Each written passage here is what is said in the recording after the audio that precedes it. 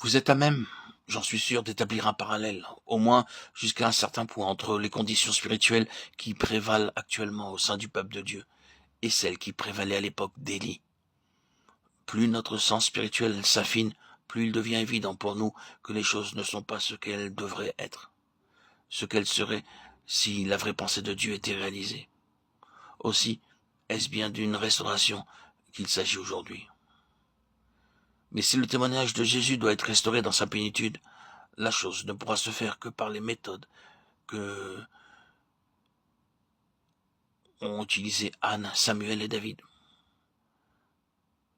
en leur personne, par leur personne. Ce que Dieu a en vue, ce n'est pas un système terrestre capable d'organiser, de représenter ou de matérialiser les choses, mais un instrument, un vaisseau de choix, qui aura le témoignage de Jésus en dépôt dans sa plénitude. Si ce but doit être atteint, le chemin pour y parvenir nous est clairement tracé. L'onction n'a pas d'autre raison d'être. Le témoignage ne sera peut-être représenté que par une petite poignée, mais il s'agira alors de plénitude spirituelle. Et dans cet ordre de choses, c'est la plénitude qui fait la vraie grandeur, ce n'est pas le nombre. C'est sur cette dominante-là qu'il faut s'appuyer. Le témoignage et les méthodes personnifiées avec Anne, Samuel et David. Voilà la perspective que l'onction ouvre devant nous. L'avons-nous reçue? Avons-nous l'esprit? Eh bien, c'est avec ce but précis, en vue que Dieu a mis en nous cette onction bénie. Pensez un peu, Dieu se fiant, se commettant à nous pour atteindre cet objectif. Dieu avec nous pour la restauration du témoignage de Jésus dans sa plénitude. C'est là notre espérance bien-aimée, et notre assurance aussi. Par quel chemin?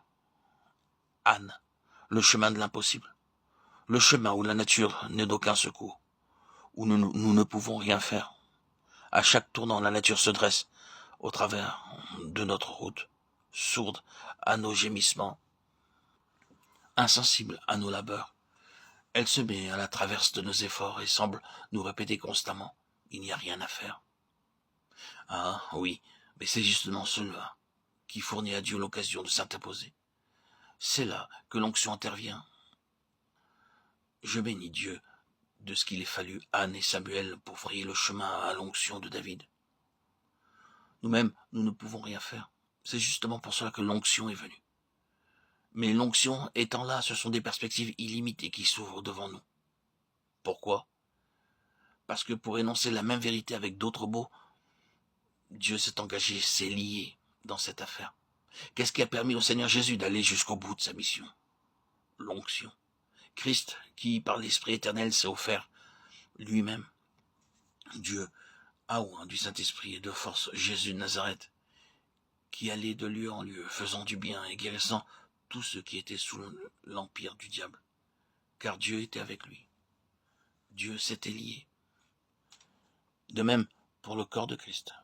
L'Église, qui est son corps, et pour les membres de ce corps, quand leur relation avec lui est devenue ce qu'elle doit être.